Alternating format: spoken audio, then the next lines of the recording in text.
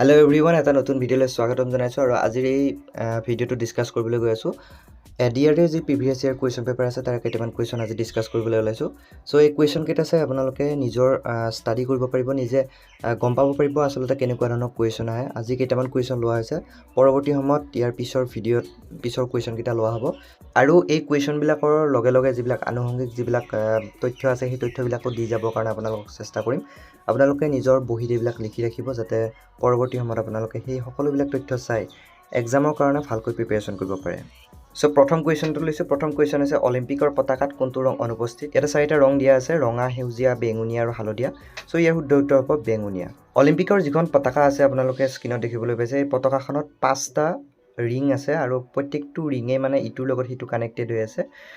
আৰু কি হয় ইয়াৰ ব্যাকগ্ৰাউণ্ডটো হোৱাইট হয় আৰু প্ৰত্যেকটো ৰিঙৰ এটা বেলেগ বেলেগ কালাৰ আছে সো আমাক কোৱেশ্চনটোত সুধিছে কোনটো কালাৰ নাই সো ইয়াতে দেখিবলৈ পাইছে প্ৰথমটো ৰিং হৈছে নীলা তাৰ পাছৰটো হৈছে হালধীয়া কোলা আৰু হেউজিয়া লগতে ৰঙা এই 5টা ৰিং আছে আৰু ব্যাকগ্ৰাউণ্ডটো থাকে বগা চাওক এই ফ্ল্যাগখন প্ৰথম বনাইছিল পাইৰি ডি কিউবাৰলিন বুলি এজন ব্যক্তিয়ে বনাইছিল আৰু তেখেতকে ফাদাৰ অফ অলিম্পিক বুলি কোৱা হয় 1913 চনৰ জুলাই মাহত তেখেতে এই পতাকাখন মানে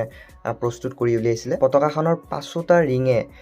এখন মহাদেশক বুজায় এটি কোৱেশ্চন হ'ব পাৰে মহাদেশ হৈছে 7খন কিন্তু ইয়াতে মাত্ৰ 5টা ৰিং দি আছে ইয়াতে 5টা ৰিং এই কাৰণে দিয়া আছে ইয়াতে 5খন মহাদেশক বুজাই আছে সো এই 7খন মহাদেশৰ এখন যি মহাদেশ আছে এণ্টাৰ্কটিকা সো এণ্টাৰ্কটিকাত কি হয় মানুহ থকাৰ কাৰণে উপযোগী নহয় আৰু তাৰ পৰা কোনো ধৰণৰ খেলুৱৈ অলিম্পিকত অংশগ্ৰহণ কৰিব নাহে তাত মানুহ নাথাকে গতিকে সেই যিখন মানে মহাদেশ আছে সেই মহাদেশখন এই অলিম্পিকৰ পতাকাত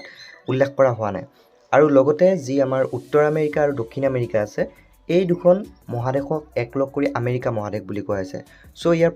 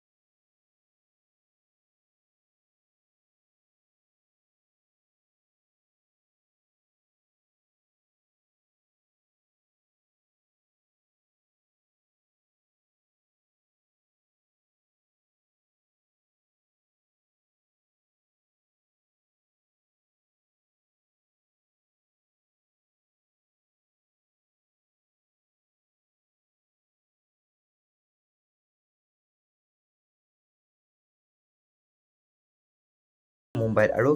বিএসসি যেটো বম্বে ষ্টক এক্সচেঞ্জ হয় হেতু আমাৰ মুম্বাইতে আছে সো ইয়াৰ শুদ্ধ উত্তৰ হ'ব অপচন এ মুম্বাই কোৱেশ্চন নম্বৰ 4 এটা কম্পিউটাৰৰ পৰা আনটো কম্পিউটাৰলৈ ফাইলসমূহ স্থানান্তৰিত কৰিবলৈ ব্যৱহাৰ্য হাৰ্ডৱেৰ উপাদানটো নিম্নলিখিত তালিকাৰ পৰা চিনাক্ত কৰা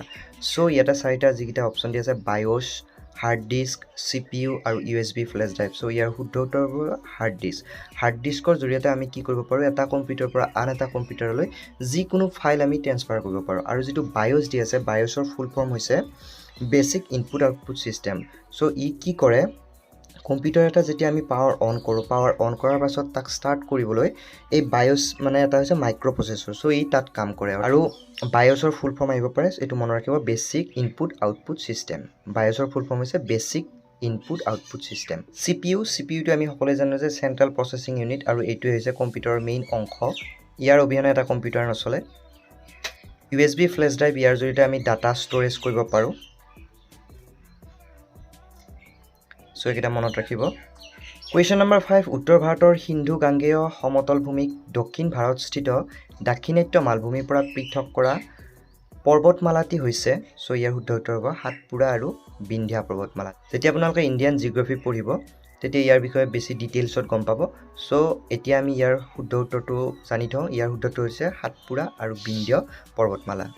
কুৱেশ্যন নম্বৰ 6 নিম্নলিখিত নদীসমূহৰ কোনখন নদীৰ উৎপত্তি হিমালয়ৰ পৰা নহয় সো ইয়াৰ শুদ্ধ উত্তৰটো হ'ব নৰ্মদা নৰ্মদা নদী হিমালয়ৰ পৰা উৎপত্তি নহয় বাকি সিন্ধু নদী আমাৰ যি মানসৰোবৰ আছে সিন্ধু নদী তাৰ পৰা উৎপত্তি হৈছে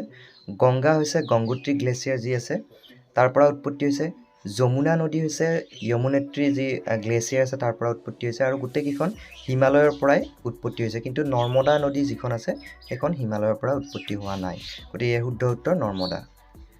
নেক্সট কুৱেশ্যন নম্বৰ 7 কিমান উষ্ণতাত পানীৰ ঘনত্ব সৰ্বোচ্চ হয় এটা সায়েন্স ৰিলেটেড কুৱেশ্যন সায়েন্সও আমাৰ যিকোনো কম্পিটিটিভ এক্সামৰ কাৰণে খুব ইম্পৰ্টেণ্ট হয় সো সায়েন্সৰ পৰা কুৱেশ্যনবিলাক আপোনালোকে চাব সো ইয়াৰ শুদ্ধ উত্তৰটো হ'ব 4 ডিগ্ৰী সেলসিয়াছ আপোনালোকে সেইটো বহুতেই এটা ভাবিব পাৰে যে 0 ডিগ্ৰী সেলসিয়াছত পানী গোট মাৰে গতিকে পানীৰ ঘনত্ব সৰ্বোচ্চ তেতিয়া হ'ব পাৰে কিন্তু এইটো শুদ্ধ উত্তৰ নহয় বা -40 ডিগ্ৰীত বৰফ টান হৈ যাব পাৰে এনেকুৱা এটা কনসেপ্ট থাকিব পাৰে কিন্তু ইয়াৰ শুদ্ধ উত্তৰ হৈছে 4 ডিগ্ৰী সেলসিয়াছ 4 ডিগ্ৰী সেলসিয়াছত পানী সৰ্বোচ্চ ঘনত্ব লাভ কৰে কুৱেশ্যন নম্বৰ 8 সমাজ বিজ্ঞানৰ কোন শাখাত সম্পত্তিৰ উৎপাদন বিতৰণ আৰু উপভোগ সম্পৰ্কীয় অধ্যয়ন কৰা হয় সো ইয়াৰ শুদ্ধ উত্তৰ হ'ব অৰ্থনীতি আমাৰ যি ইকনমিক্স আছে সেই ইকনমিক্সতে সম্পত্তিৰ উৎপাদন বিতৰণ আৰু উপভোগৰ বিষয়ে ডিসকাস কৰা হয় বা তাৰ বিষয়ে অধ্যয়ন কৰা হয় কুৱেশ্যন নম্বৰ 9 নিম্নলিখিত তালিকাৰ পৰা স্বাভাৱিকভাৱে তেজস্ক্ৰিয় পদাৰ্থটি চিনাক্ত কৰা সো ইয়াৰ ভিতৰত শুদ্ধ উত্তৰটো হ'ব প্লুটোনিয়াম প্লুটোনিয়ামৰ যি এটমিক নাম্বাৰ আছে হৈছে 94 আৰু প্লুটোনিয়াম হৈছে সাধাৰণভাৱে খুব তেজস্ক্ৰিয় পদাৰ্থ এই যিকিটা অপচন দিছে ইয়াৰ ভিতৰত খুব মানে তেজস্ক্ৰিয় পদাৰ্থটো হৈছে প্লুটোনিয়াম সো এইটো এটা সায়েন্স ৰিলেটেড কুৱেশ্যন হয় গতিকে সায়েন্সৰ পৰা ম্যাক্সিমাম 3-4টা কুৱেশ্যন থাকে গতিকে আপোনালোকে সেইখিনি চাবলৈ চেষ্টা কৰিব যিকোনো এক্সামত সায়েন্স ৰিলেটেড কুৱেশ্যন আহে গতিকে অকমান ভালকৈ ষ্টাডি কৰিব নেক্সট 10 নম্বৰ কুৱেশ্যন ভলিবল কোৰ্টত প্ৰতিটো পক্ষত কিমানজন খেলুৱৈ থাকে সো ভলিবলৰ যি প্লেয়াৰৰ সংখ্যা প্ৰতিটো পক্ষতে 6 জন কৈ থাকে হয়তো আপোনালোকে ভলিবল খেলোতে দেখাই পাইছে 6 জন প্লেয়াৰ থাকে আৰু মোস্ট ইম্পৰ্টেন্ট হৈছে যে কোনখন খেলত কেইটা প্লেয়াৰ অংশগ্ৰহণ কৰে এটো খুব মনত ৰাখিব ক্ৰিকেটত কিমানজনে খেলে বা কাবাডীত কিমানজনে খেলে এনেকুৱা ধৰণৰ কুৱেশ্যন আহি থকা দেখা যায় গতিকে আপোনালোকে সেইখিনি ডিসকাস কৰি ল'ব বা সেইখিনি ভালদৰে পঢ়ি ল'ব যিকোনো কম্পিটিটিভ এক্সামতে তেনেকুৱা কুৱেশ্যন আহে সো আজিলৈ এই 10টা কুৱেশ্যন ডিসকাস কৰিলো পৰৱৰ্তী সময়ত ইয়াৰ পিছৰ যিটা কুৱেশ্যন আছে এইকেইটা ডিসকাস কৰিম ভিডিঅ'বিলাক পাই থাকিবলৈ চেনেলটো সাবস্ক্ৰাইব কৰি ৰাখিব আৰু ভিডিঅ'টো কেনেকুৱা পালে কমেন্ট কৰি জনাব তো পুনৰ এটা নতুন ভিডিঅ লৈ অহাৰ আশাৰে এতিয়ালৈকে থ্যাংক ইউ